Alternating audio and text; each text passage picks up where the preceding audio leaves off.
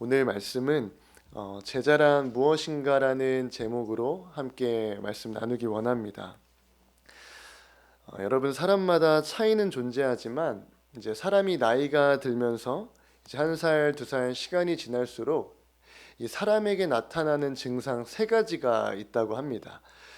사람마다 차이는 있겠지만 두드러지게 많은 사람들에게 이 세 가지 증상이 일어나는데, 첫 번째는 우울증이에요. 사실 요즘 젊은 사람들에게도 많이 나타나고 있는 증상 중에 하나가 이 우울증입니다. 그런데 여전히 통계 자료를 확인해 보면 나이가 들수록 확연히 많은 사람들이 이 우울증 증상을 겪는 것을 볼 수가 있어요. 21년 통계청 이 조사 기록을 보면 이제 남자 기준으로 20대는 4만 명이고, 그다음에 30대는 20만 명이고, 40대, 50대, 60대가 될수록 이제 30만 명이 넘는 사람들이 이 우울증의 증상을 겪고 있다고 합니다. 그리고 이제 여성도 똑같이 남성처럼 나이가 들수록 이제 상승 곡선을 이렇게 타고 있는데, 이 우울증과 이 우울감을 느끼는 여성이 남성보다 훨씬 더 많습니다. 나이별로 2배에서 1.5배는 더 많은 것을 볼 수가 있어요. 이 우울증은 우리가 나이가 들수록 조심해야 될 증상 중에 하나입니다. 그리고 나이가 들면 나타나는 두 번째 증상은 섭섭병이에요. 이제 서운합니다. 서운해요. 나이가 들면은 전에는 그러지 않았는데 누군가에게 쉽게 서운하고 이제 서운하고 섭섭하고 이렇게 삐지는 감정을 더 잘 느낀다고 합니다. 나이가 들수록 더 단단해질 것 같지만 이제 오히려 더 잘 삐진다는 것이 좀 특이하고 놀랍기도 하지만, 그래서 이런 말이 있는 것 같아요. 갱년기가 오면 더 잘 울고 더 감정적이고 잘 삐진다, 이런 말들을 하는데, 우리가 나이가 들수록 이 섭섭병, 이 섭섭마귀를 조심해야 되는 것 같습니다. 그리고 마지막으로 나타나는 증상은 바로 이 의심병이에요. 어린 시절에는 특별한 물증이 없어도 순수하게 사람들을 향해서, 어떤 대상을 향해서 신뢰와 이런 믿음이 크게 작용했지만, 나이가 들수록 누군가를 향한 그런 순수한 신뢰와 믿음보다는 그런 마음들은 사라지고 오히려 어떤 대상을 대할 때 우리의 마음 가운데 조심하고 경계하려는 마음이 우리의 마음을 지배하고 도배하는 것을 우리는 점점 더 느끼게 됩니다. 여러분은 나이가 들수록 이런 우울증, 또한 섭섭병, 이런 의심병들이 커지는 것을 여러분은 혹시 동의하시나요? 제가 아직 나이를 논하기에는 턱없이 어리고 부족하지만 저를 보면 확실히 한 가지 느끼는 것이, 어린 시절보다 이 의심병은 커지는 것 같습니다. 누군가를 만났을 때 그 사람을 믿거나 신뢰하지 않는 것이 어느 순간부터 저의 당연한 이 마음의 태도가 되었습니다. 제가 노력하지 않아도 본능적으로 자동적으로 누군가를 만났을 때 조심하려고 해요. 저를 다 드러내지 않으려고 하고, 혹시나 저의 태도나 말을 조심하게 되는 것이 저의 자동적인 태도가 되어버렸습니다. 방패를 들고 누군가를 만나는 저를 보게 돼요.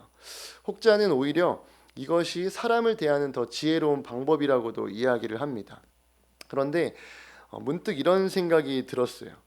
내가 의심하는 대상이 이 사람만인가?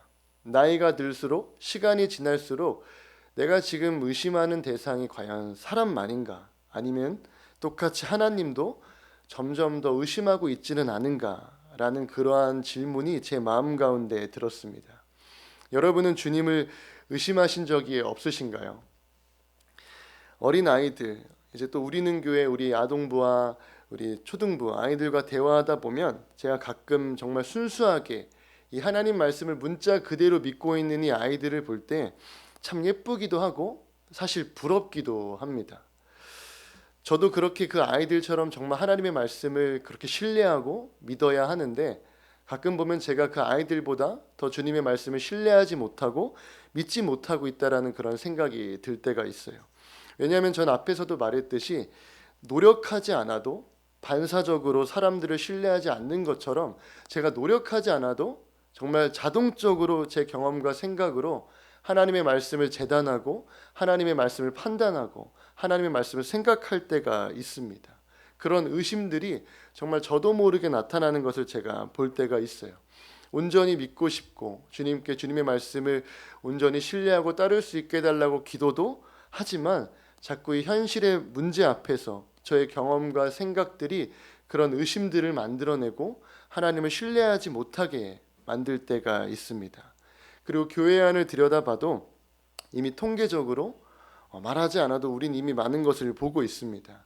어린 시절 청소년기에 교회를 열심히 다니다가 나이가 들면서 교회를 떠나는 그런 다음 세대들이 참 많습니다. 우리 아이들처럼 어린 시절 부모님의 손을 잡고 교회에 왔어도 내 머리가 커지고 내 생각이 커져서 하나님을 의심하고 떠나는 경우들이 참 많이 있습니다. 그래서 제가 교육부 아이들에게 자주 이 이야기를 해요. 절대 교회를 떠나지 마라. 너희들이 시간이 지나고 어른이 되고 대학교에 가서도 절대 이 교회만큼은 떠나지 마라. 꼭 예배는 드려야 된다고 아이들에게 이야기합니다. 여러분, 저는 이렇게 순수하고 예쁜 마음을 가진 우리 아이들이 어른이 돼서도 절대 주님을 떠나지 않기를 정말 바랍니다.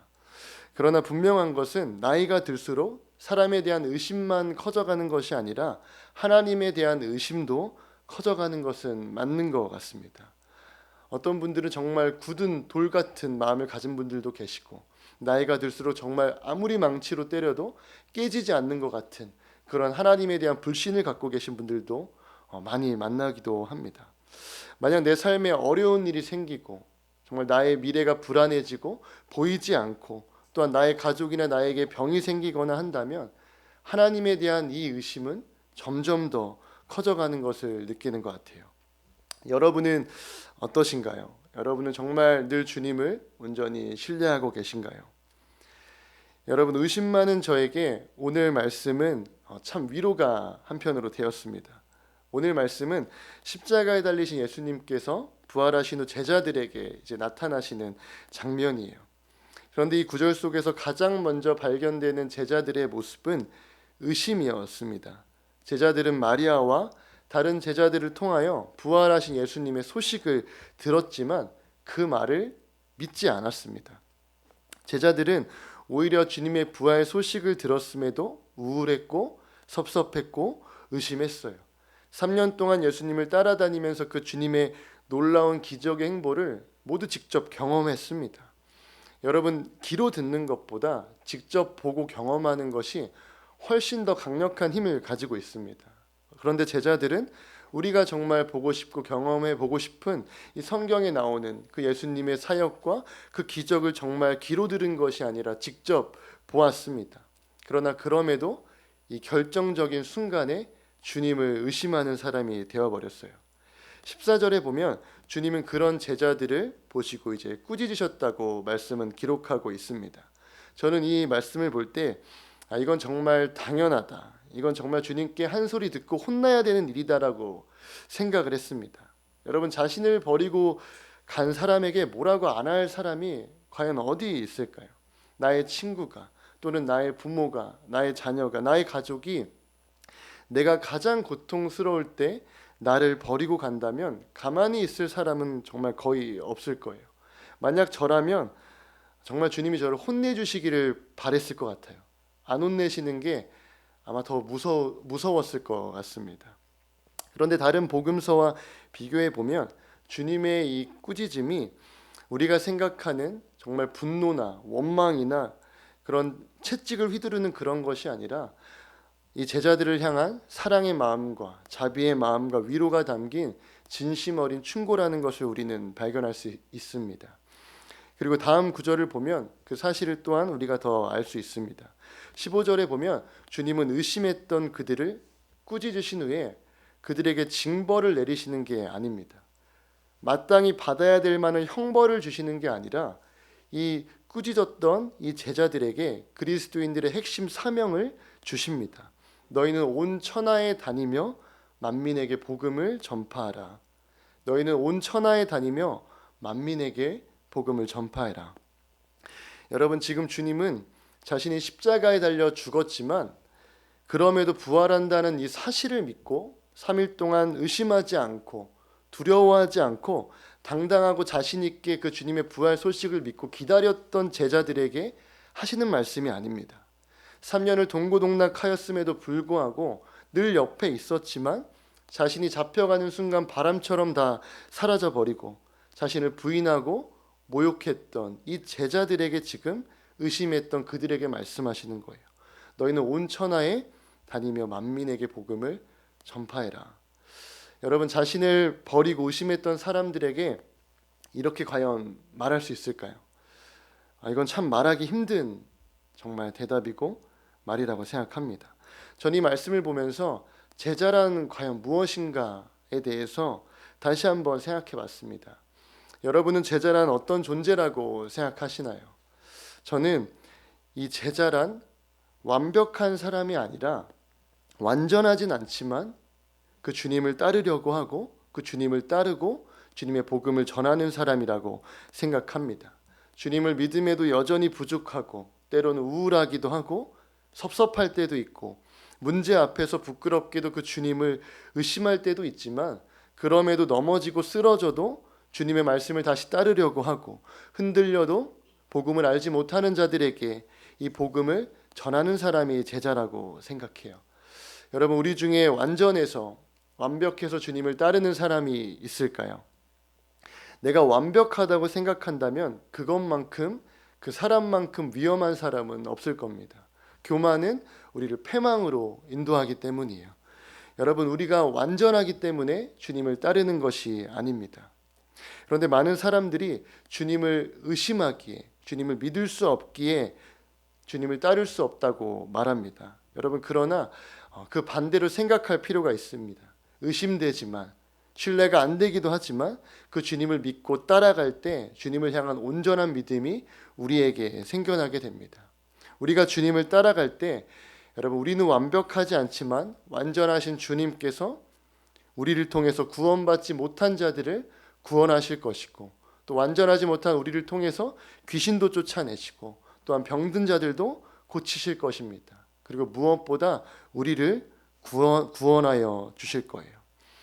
여러분, 이미 저보다 더 잘 아시겠지만 살다 보면 주님을 의심할 일들이 참 많은 것 같습니다.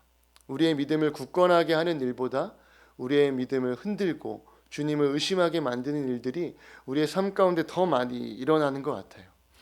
여러분, 그러나 그럼에도 주님이 우리에게 맡기신 이 사명을 따를 때 주님을 따르고 온 천하 만민에게 복음을 전파하며 살아갈 때 우리가 굳게 믿었던 이 믿음이 결국 마지막에는 이 땅에서 가장 신뢰할 만한 것이었다라는 것을 우리 모두가 발견하게 될 거라고 믿습니다. 그리고 또한 그 삶을 통해서 다음 세대와 아이들과 자녀들 또한 주님을 따르는 세대가 될 거라고 저는 믿습니다. 여러분, 오늘 하루도 힘들 수 있고 지칠 수 있고 포기하고 싶은 마음이 들 수도 있고 또 혹은 기쁠 수도 있고 즐거울 수도 있습니다. 아무 감정이 들지도 않을 수도 있지만 여러분, 어떤 상황이든 어떤 감정이든 상관없이 우리가 묵묵히 우리가 가야 할 길을 걸어가는 저와 여러분이 되기를 꼭 소망하겠습니다. 우리 이 시간에 함께 오늘